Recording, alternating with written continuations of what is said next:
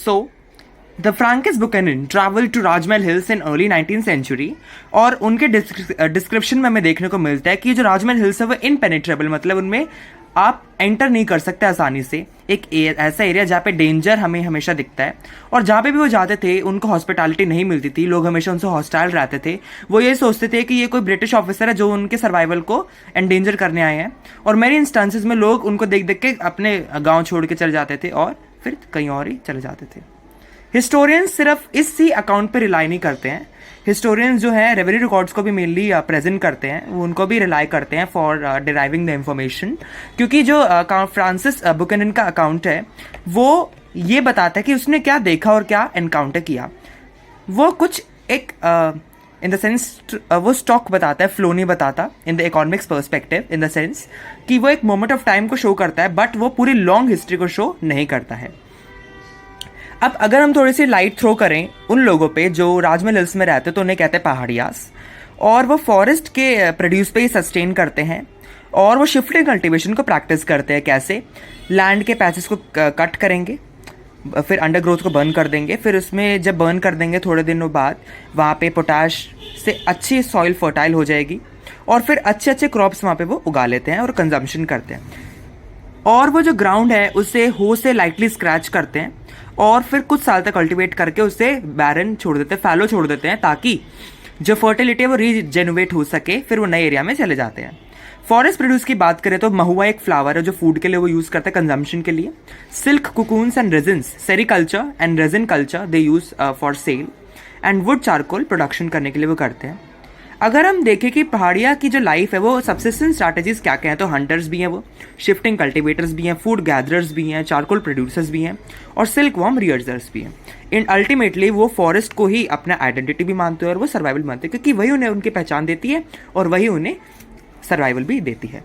अब जो लोग यहाँ पे लीड करते हैं उन्हें सरदार या फिर चीफ कहते हैं, क्योंकि ये राजमहल हिल्स में ट्राइब है, तो उनके जो हेड होते हैं उनको सरदार कहते हैं। उनका मेन फंक्शन है कि उस ग्रुप की यूनिटी को मेंटेन करना, जो भी लोगों के बीच में डिस्प्यूट्स हैं उनको आर्बिट्रेट करना, और इन द सेंस कि जब लड़ाई हो तो ट्राइबल को बैटल्स में लीड करना। अब हम जो नेक्स्ट टॉपिक पे बढ़ेंगे वो है कि पहाड़िया सब क्या करते हैं। सेटल्ड एग्रीकल्चर, जो प्लेन पे लोग रहते हैं उनको रेड करते हैं, क्योंकि दो रीज़न है रेड करने के। पहला, एक तो प्राइम रीज़न क्या है कि जब बहुत ज़्यादा कमी हो जाती है, तंगी पड़ जाती है, तो फिर सर्वाइवल के लिए कुछ तो खाना पीना चाहिए या फिर कुछ तो चाहिए, तो उसके लिए वहाँ पे जाते हैं। या फिर अगर उन्हें सेटल्ड कम्युनिटीज़ के ऊपर अपनी ऑटोनॉमी या फिर पावर दिखानी है तो वो रेड करते हैं, और अगर उनको रिलेशंस अपने सही करने हैं वॉरफेयर के थ्रू, तब भी वो रेड करते हैं। तो ज़मींदार्स कैसे नेगोशिएट करते थे? ज़मींदार्स पीस को परचेज करते थे, जो कि इंटैंजिबल है, उसका परचेज कैसे करते थे? By paying regular tributes to hill chiefs, उनको रेगुलर पेमेंट्स वगैरह देते थे। और जो ट्रेडर्स हैं वो हिल फोक को थोड़ा बहुत मतलब अमाउंट भी देते थे, ताकि उनके एरिया पे वो ट्रेड कर सके। जब वो टॉल को पे करते थे तो पहाड़िया चीफ्स उनके ट्रेड्स को प्रोटेक्ट करते थे, और ये भी देखते थे कि कोई प्लंडरिंग वगैरह ना हो। बट ये जो नेगोशिएटेड पीस है ज़्यादा दिन तक नहीं चल पाया। 1790s टू 1800 के टाइम पीरियड पे जब सेटल्ड एग्रीकल्चर के फ्रंटियर्स को ज़्यादातर एक्सटेंड किया जाता है ईस्टर्न इंडिया में, तब ये नेगोशिएट जो पीस था वो ब्रोक हुआ। मतलब कि जब ब्रिटिश ने क्या बोला कि अब आप लैंड को बढ़ा दो, ताकि अगर आप लैंड को बढ़ा दोगे तो रेवेन्यू आएगा, तो उससे इनकम बढ़ेगी ब्रिटिश इंडिया कंपनी की, ईस्ट इंडिया कंपनी की। फिर एक्सपोर्ट के लिए क्रॉप्स आप भेजेंगे, तो उससे क्या होगा कि ब्रिटेन की इंडस्ट्रीज़ फ्लरिश होंगी और एक सेटल्ड ऑर्डर सोसाइटी बन जाएगी, क्योंकि वो फॉरेस्ट पीपल को सैवेज, अनरूली, प्रिमिटिव और ऐसे लोग मानते थे जिनके ऊपर आप इजीली कंट्रोल नहीं कर सकते हैं।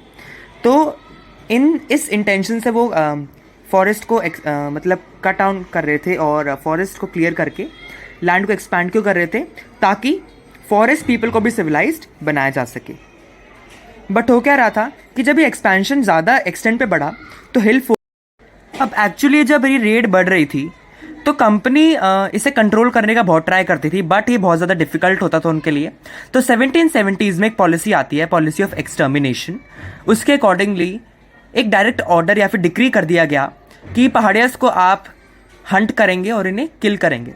बट 1780s के टाइम पीरियड तक आते आते ऑगस्ट ऑफ क्लीनलैंड, जो कि भागलपुर के कलेक्टर हैं, वो पॉलिसी ऑफ पैसिफिकेशन को डिफेंड करते हैं। वो कहते हैं कि अगर हम पहाड़ियास को एनुअल अलाउंस दे देंगे उस एक कंडीशन पे कि उनको अपने लोगों को प्रॉपर कंडक्ट करवाना पड़ेगा, अपने लोकेलिटीज़ का एक प्रॉपर ऑर्डर मेंटेन करना पड़ेगा और डिसिप्लिन वे में उनको रखना पड़ेगा।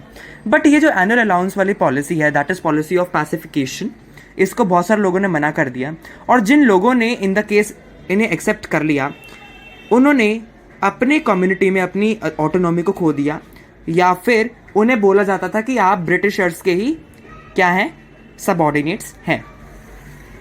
अब पैसिफिकेशन कैंपेन्स हुए तो, बट हुआ क्या उससे कि पहाड़ियाज अब माउंटेन से और अंदर अंदर चले गए, हॉस्टाइल फोर्सेस से अपने आप को बचाने के लिए और सारे अपने आप को कंट्रोल करने के लिए वो ऐसा करते थे। इसीलिए जब बुकैनन ट्रैवल करे उन्होंने, तो पहाड़ियाज भी उनको हम क्या देखते थे, एज अ सस्पिशन और डिस्ट्रस्ट से देखते थे। ये सोचते थे कि ये भी ऐसी कोई अंग्रेज आया है, ये भी पॉलिसी ऑफ एक्सटर्मिनेशन करेगा, हमें मारने आया है। या फिर वो ये सोचते थे कि हर एक वाइट मैन एक पावर को रिप्रेजेंट करता है जो कि उनके वे ऑफ लाइफ को डिस्ट्रॉय कर देगा, उनके गुजारा करने का सर्वाइवल जो कि फॉरेस्ट है उसको डिस्ट्रॉय कर देगा, और उनसे उनके फॉरेस्ट और उनके लैंड्स जो कि अपने आइडेंटिटी और सर्वाइवल को कंसीडर करते हैं, उनसे वो छीन लेगा। अब हुआ क्या कि इसी बैकग्राउंड में आते हैं संथाल्स। संथाल्स जो है lower portion of the Rajmahal hills, जिन्हें जंगल महल भी कहते हैं, उनमें ये सर्वाइव करते हैं। और ये इम्पॉर्टेंट कंसिडरेशन है कि ये जो बैटल है वो पहाड़ियाज वर्सेस संथाल्स है। पहाड़ियाज जो हैं उन्हें आप हो से रिप्रेजेंट करते हैं, जो कि शिफ्टिंग कल्टीवेशन को सिंबलाइज करता है, और एलिगोरिकली संथाल्स जो है प्लो से रिप्रेजेंट किए जाते हैं, विच सर्टेनली रिप्रेजेंट सेटल्ड एग्रीकल्चर। वापस फ्रांसिस बुकनन के अकाउंट पे जाते हुए हमें पता चलता है कि जब बुकनन गैंगजूरिया पहाड़, जो कि राजमहल हिल्स के रेंजेस का एक पार्ट है, वहाँ पे जब वो पहुँचते हैं तो वहाँ पे उन्हें एक विलेज दिखती है। वो बहुत पुरानी है, बट सिंस वो क्या ऑब्जर्व करते हैं कि जो लैंड है वो अभी के अभी उसे एक्सटेंड किया गया है कल्टीवेशन में, और एक्सटेंशन के लिए प्रॉपर एप्लीकेशन ह्यूमन लेबर की उन्होंने एम्प्लॉय की है। और जब उन्होंने इन चीज़ों के बारे में इंक्वायर किया तो उन्हें क्या पता चलता है कि ये जो एक्सटेंशन है वो संथाल्स ने की है। जो जब उन्होंने कैसे किया है, इनहैबिटेंट्स को डिस्प्लेस किया, फॉरेस्ट को क्लियर किया और लैंड पे वो सेटल हो गए। अगर हम संथाल्स के बारे में जानना चाहें कि संथाल्स कौन है, तो संथाल्स एक्चुअली बंगाल में है 1780s में। ज़मींदार उनको हायर करते थे ताकि वो प्रोडक्शन को एक्सपैंड कर सके। तो और फिर ब्रिटिश ऑफिशियल्स ने क्या किया, क्योंकि पॉलिसी ऑफ एक्सटर्मिनेशन और पॉलिसी ऑफ पैसिफिकेशन फेल हो रही थी, तो फिर ब्रिटिशर्स ने इनको एज यूज़ किया ताकि राजमहल हिल्स को सेटल्ड एग्रीकल्चरल हिल्स में कन्वर्ट किया जा सके।